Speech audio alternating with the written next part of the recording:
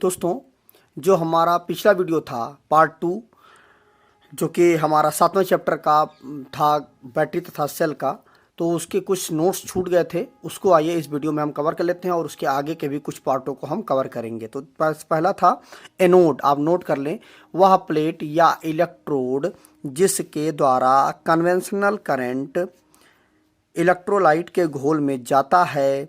यह वह प्लेट है जो बैटरी में तथा सप्लाई के मेन के धन सिरे से जुड़ा होता है। मतलब जो हमारा एनोड होता है वह पॉजिटिव टर्मिनल से जुड़ा हुआ होता है या पॉजिटिव होता है, उसी को हम एनोड बोलते हैं। कैथोड क्या है? वह प्लेट या इलेक्ट्रोड जिसके द्वारा करंट इलेक्ट्रोलाइट में से वापस बैटरी की ओर जाता है। यह वह प्लेट है जो बैटरी या सप्लाई के ऋण सिरे से जुड़ा होता है। जो नेगेटिव से जुड़ा हुआ होता है वह हमारा कैथोड होता है और जो पॉजिटिव से जुड़ा हुआ होता है वह हमारा एनोड होता है। एटॉमिक भार क्या होता है? यह किसी तत्व के एक परमाणु का भार है जब इसकी हाइड्रोजन के परमाणु से तुलना की जाती है, जिसका भार 1 इकाई माना जाता है। अब ऑक्सीजन के परमाणु का भार 16 मानकर ही तत्व का एटॉमिक भार ज्ञात किया जाता है। जैसे सोडियम का अणु भार 23 है, तो इसका अर्थ है कि सोडियम के अणु हाइड्रोजन के परमाणुओं से 23 गुना भारी हैं, या ऑक्सीजन के परमाणु से 23/16 गुना भारी हैं। अगला लिख लीजिए बैलेंसी। बैलेंसी या इसी को हम संयोजकता भी बोलते हैं। किसी तत्व के अणु को दूसरे तत्व के अणुओं के साथ जोड़ने की क्षमता को कहते हैं हम, क्या कहते हैं? बैलेंसिंग। मतलब एक तत्व के अणु दूसरे तत्व के अणुओं से जब जुड़ते हैं तो उसी को हम बैलेंसिंग बोलते हैं। ठीक है। अगला है हमारा फैराडे का इलेक्ट्रोलिसिस संबंधी नियम। यह बहुत ही महत्वपूर्ण नियम है, इसको ध्यान से आप समझ लीजिएगा और नोट अच्छे से करते चले जाइएगा। पहला नियम है, जब किसी इलेक्ट्रोलाइट में से करंट गुजारा जाता है, कोई भी इलेक्ट्रोलाइट हो, मैंने आपको बताया कि इलेक्ट्रोलाइट जो हमारा होता है कैसे बनता है हमारा, कि जब शुद्ध जल में हम बूंद बूंद करके H2SO4 डालते हैं तो हमारा इलेक्ट्रोलाइट बनता है। तो उसमें जब हम करंट गुजारा जाता है तो इलेक्ट्रोलाइट अपने आयंज में टूट जाते हैं। कौन कौन से आयंज होते हैं हमारे? पॉजिटिव और नेगेटिव। आयंज की संख्या 2 बातों पर निर्भर करती है। पहला होता है इलेक्ट्रोलाइट में से गुजर रहे करंट की मात्रा। कितनी मात्रा में करंट गुजर रहा है? 10 एम्पियर है, 15 एम्पियर है, 20 एम्पियर है, कितना करंट उसमें से गुजर रहा है, कितनी मात्रा का करंट। और दूसरा होता है करंट गुजरने का समय, कितने समय तक वह करंट गुजरा, दोनों पर निर्भर करता है हमारा। ठीक है। तो यह हमारा फैराडे का पहला नियम था। इसमें क्या फार्मूला बन रहा था हमारा? M = ZIT। इसको आप नोट कर लीजिएगा, या M = ZQ। यह हमारा दूसरा फार्मूला था। तो यह था हमारा पहला नियम। दूसरा नियम हमारा क्या बता रहा है कि यदि एक ही मात्रा की बिजली अलग अलग प्रकार के इलेक्ट्रोलाइटों में से गुजारी जाए तो मुक्त हुए आयंज के भार उन पदार्थों के रासायनिक तुल्यांक के भार के समान अनुपाती होते हैं। अगर अलग अलग इलेक्ट्रोलाइट हैं, एक इलेक्ट्रोलाइट है, दूसरा भी इलेक्ट्रोलाइट है, अलग अलग इलेक्ट्रोलाइट हैं, और उसमें से सेम एक ही मात्रा का यदि हम करंट गुजारते हैं तो उसमें जो आयंज जो होते हैं हमारे मुक्त होते हैं, जो भी आयंज हमारे मुक्त होते हैं, एक पहले वाले में से और दूसरे वाले में से, तो उन पदार्थों के रासायनिक तुल्यांक के भार के समान अनुपाती होते हैं वो आयंज हमारे। M1/M2 = E1/E2 = Z1/Z2। ये हमारा फार्मूला हो गया। अगला है हमारा इलेक्ट्रोलिसिस के लाभ। क्या लाभ होते हैं? पहला होता है धातुओं को शुद्ध करना। कोई भी अशुद्ध धातु है उसको शुद्ध करने के लिए हम इलेक्ट्रोलिसिस का प्रयोग करते हैं। कैसे?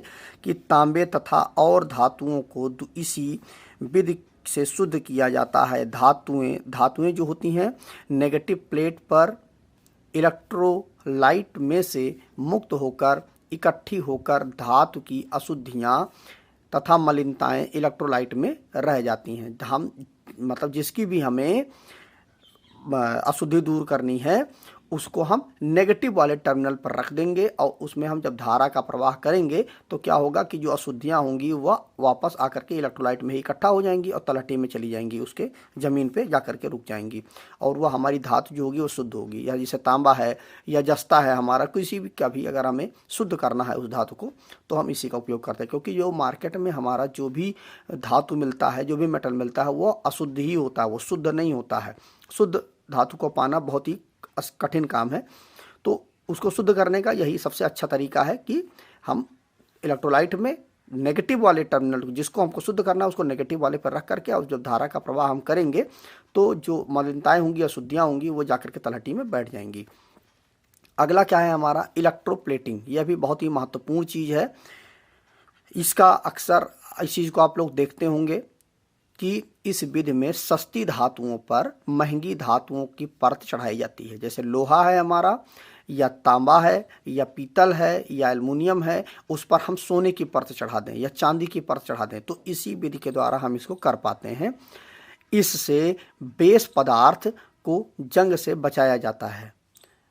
जैसा कि मैंने आपको बताया भी था कि जैसे लोहे का अगर हमारा लोहा है और उसके ऊपर यदि हम तांबे की या किसी जीआई की यदि हम परत चढ़ानी हो तो हम इसका उपयोग करके हम उसके ऊपर परत चढ़ा देते हैं। तो चूंकि जो हमारा जीआई होता है उसमें जंग लग नहीं सकती है, लेकिन लोहे में हमारी जंग लग जाती है, तो जीआई की हम एक परत चढ़ा करके उसको हम जंग से बचा लेते हैं तथा देखने में भी वह सुंदर लगती है। जब जंग नहीं लगेगी तो निश्चित बात है वो सुंदर लगेगी।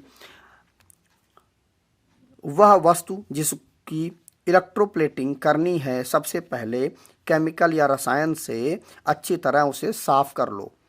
ठीक है, साफ करना मतलब उसके ऊपर ना धूल मिट्टी रहे, ना किसी भी प्रकार का कोई भी चिकनाहट वाला चीज़ रहे, ना तेल ग्रीस, कोई भी चीज़ नहीं होनी चाहिए, एकदम साफ सुथरा होना चाहिए। फिर उसे ऋण प्लेट या कैथोड के रूप में तार से बांधकर इलेक्ट्रोलाइट के घोल में लटका देते हैं, नेगेटिव वाले टर्मिनल पे लटका देते हैं। जिस धातु की परत चढ़ानी हो उसी धातु को अनुकूल लवण से तैयार किया जाता है। धन प्लेट या एनोड उसी धातु की प्लेट से बनाई जाती है। मैंने बताया ना आपको कि हमारा जो बीकर होगा उसमें हम नेगेटिव वाले में वह धातु हम लटकाएंगे जिसके ऊपर हमें इलेक्ट्रोप्लेटिंग करनी है, और जो हमारा पॉजिटिव वाला होगा उसमें हम उसी धातु को रखेंगे जिसको हमको पर चढ़ानी है, जिसकी पर चढ़ानी। मान लीजिए सोना है और ये लोहा है, लोहे के ऊपर यदि हमें पर चढ़ानी है तो हम सोने वाले को पॉजिटिव में रखेंगे और लोहे वाले को हम नेगेटिव में रखेंगे, और जब हम पॉजिटिव में रख देंगे और उसी से संबंधित हमारा जो इलेक्ट्रोलाइट होगा वो उसी से संबंधित होगा। और प्लेट को जब हम लटका देते हैं इसकी पर चढ़ानी हो, अब ठीक मात्रा का डीसी इलेक्ट्रोलाइट में से गुजारा जाता है। इससे इलेक्ट्रोलाइट में से धातु के पॉजिटिव आयन मुक्त होकर कैथोड या वस्तु पर जम जाते हैं और इससे हमारी इलेक्ट्रोप्लेटिंग की क्रिया हो जाती है। अब अगला है हमारा अगला पार्ट है हमारा 7वां भाग है चैप्टर हमारा, और उसका यह तीसरे भाग का वीडियो है बैटरी ओम सेल। अब इसमें हम इलेक्ट्रो टाइपिंग को समझेंगे। अब इलेक्ट्रो टाइपिंग क्या होता है, देखिए इस विधि में जो कागज़ की छपाई होती है, मतलब किताबें वगैरह छपाई जाती हैं, उसको हम छापते हैं। यह पहले किया जाता था, आज नहीं किया जाता है। पहले इस प्रक्रिया को अपनाया जाता था। किताबों की या कागज़ की या पेपर की छपाई करने के लिए हम इलेक्ट्रो टाइपिंग का उपयोग करते हैं। इसमें क्या होता है कि जो हमारी इलेक्ट्रो टाइपिंग होती है यह पहले पुरानी यह एक तरीका था। इसमें हम क्या करते थे कि जो पूरा का पूरा जो हमारा पृष्ठ होता था, जो हमारा पेपर होता था, उसको हम कंपोज कर लिया जाता था। सबसे पहले उसको हम जितना हमको मैटर तैयार करना होता था ना, उस पूरे मैटर को हम एकदम रेडी कर लेते थे। जितना मान लीजिए हमें जो भी मान लीजिए 1 पैराग्राफ लिखना है, 2 पैराग्राफ लिखना है, वो पूरे का पूरे मैटर को हम कंपोज कर लेते थे। फिर नरम पदार्थ या जैसे हमारा मोम है या प्लास्टर ऑफ पेरिस है, उसकी छाप ले ली जाती थी। मतलब हमारा जो प्लास्टर ऑफ पेरिस है या मोम है, चूंकि वह नरम होता है ना, तो उस पर उसकी छाप ले ली जाती थी। जो भी हमारा मैटर होता था उसकी उस पर हम छाप ले लेते थे। अब उसको हमें अलग अलग पेपरों पर हमें प्रिंट करना है ना, तो उसके लिए क्या करते थे कि एक हम सांचा बना लेते थे। सांचा किसका, हम अपना मोम का बना लेते थे। इस छाप पर फिर ग्रेफाइट या पाउडर, जो ग्रेफाइट होता है हमारा, उसका पाउडर इसके ऊपर हम, जब हमारी छाप बन जाती थी उसके ऊपर हम एक ग्रेफाइट का पाउडर हम छिड़क देते थे। इससे उसके तल जो होता था, इसका यह जो तल होता था वह सुचालक बन जाता था, कंडक्टर की तरह बिहेव करने लगता था। तो इस तरह से हमारी जो इलेक्ट्रोटाइपिंग होती थी वह क्रिया हमारी पूरी हो जाती थी। अगला हमारा टॉपिक है सेल तथा बैटरी। अब सेल तथा बैटरी क्या होता है, देखिए मेन जो चैप्टर का टॉपिक था सेल तथा बैटरी। देखिए जो हमारा सेल होता है वह एक इकाई यूनिट होता है। ये हमारा सेल होता है, ये पॉजिटिव होता है, ये नेगेटिव। इसमें जो बड़ा वाला जो डंडा खींचा जाता है वो हमारा पॉजिटिव का होता है और जो छोटा वाला डंडा होता है वो हमारा नेगेटिव का होता है। लेकिन अब यह तो हो गया सेल इंडिविजुअल। अब अगर इसको हमें बैटरी बनानी है तो हम बैटरी बनाने के लिए क्या करेंगे, बैटरी बनाने के लिए सबसे आसान सा तरीका क्या है कि कई सारे सेलों को हम इस तरह से जोड़ते हुए चले जाएं तो हमारी बैटरी बन करके तैयार हो जाएगी। ये हमारा बैटरी बन गई, positive negative positive negative positive negative positive negative, ये हमारा बैटरी बन करके तैयार हो गई। मतलब यह हुआ कि कई सारे सेलों को हम जब सीरीज में जोड़ देते हैं तो वह हमारी बैटरी बन जाती है और इंडिविजुअल जो एक हमारा होता है उसको हम सेल बोलते हैं। ठीक, अब बैटरी जो होती है समझ गया अपना, बैटरी क्या होती है और सेल क्या होती है। सेलों के समूह को हम बैटरी बोलते हैं और जो इंडिविजुअल होता है जो हमारा वह सेल होता है। अब सेलों में दोष कौन कौन से होते हैं, अब सेल में दोष कौन कौन से होते हैं, जब सेल का प्रयोग किया जाता है, कोई भी सेल है हमारा, जब उसका हम यूज़ करते हैं, उसमें से हम कोई भी सप्लाई जब हम लेते हैं तो धीरे धीरे, मान लीजिए अभी वर्तमान समय में जब आप नया सेल है उसको जब हम यूज़ कर रहे हैं तो मान लीजिए 1.5 वोल्ट की इसमें वोल्टेज है, इसका ईएमएफ है, और धीरे धीरे जब आप करंट को लेंगे तो धीरे धीरे कुछ समय के बाद क्या होता है, इसकी जो करंट है हमारी वह घटती चली जाती है। ठीक है, इसका करंट जो है वो डाउन होता चला जाता है। यही हमारा सेलों का सबसे बड़ा दोष होता है कि जब तक रहे हमारा सेल तब तक पूरी तरह से करंट दे, उसके बाद एकदम से डिस्चार्ज हो जाए, लेकिन ऐसा नहीं होता है। धीरे धीरे करके इसके जो वोल्टेज है वह डाउन होती चली जाती है, सेल जो है हमारा डाउन होता चला जाता है। फिर जैसे मान लीजिए कोई भी हमारा उपकरण है, मान लीजिए ये हमारा उपकरण है, इसको 1.5 वोल्ट पर ही ये चलेगा। अब क्या हुआ, हमने कुछ समय तक तो इसको दिया, मान लीजिए हमने 1 घंटे तक चला लिया। अब 1 घंटा चलाने के बाद इसकी जो वोल्टेज है वो डाउन होकर के 1.2 वोल्ट ही बची। अब जब 1.2 वोल्ट बची तो क्या होगा, यह उपकरण हमारा चलेगा ही नहीं, तो फिर क्या करेंगे, हमको नया सेल लगाना पड़ेगा। तो यही प्रॉब्लम होती है कि हमारी बैटरी लगातार एक ही तरह से कांस्टेंट हमें वोल्टेज नहीं दे पाती है, कांस्टेंट हमें करंट नहीं दे पाती है। यही हमारा बैटरी में दोष होता है। अब ये दोष कौन कौन से होते हैं आइए उसको भी समझ लेते हैं। पहला है हमारा स्थानीय क्रिया।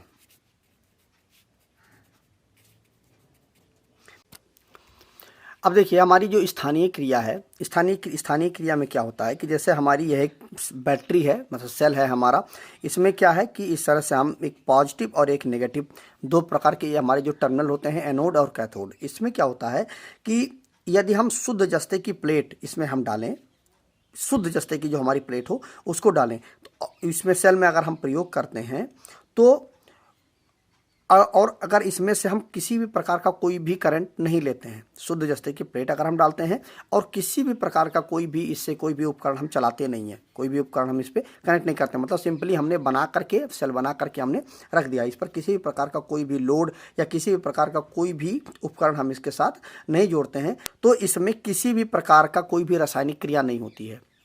ठीक है, जब तक हम इससे कोई भी लोड नहीं जोड़ते हैं, कोई भी उपकरण हम नहीं चलाते हैं, तो तब तक इसमें किसी भी प्रकार का कोई भी रासायनिक क्रिया नहीं होती है। तो इस पर कोई भी रासायनिक क्रिया नहीं होती है, तो यह प्रक्रिया तब होती है जब आप शुद्ध जस्ते की प्लेट आप इस पे लगाएं।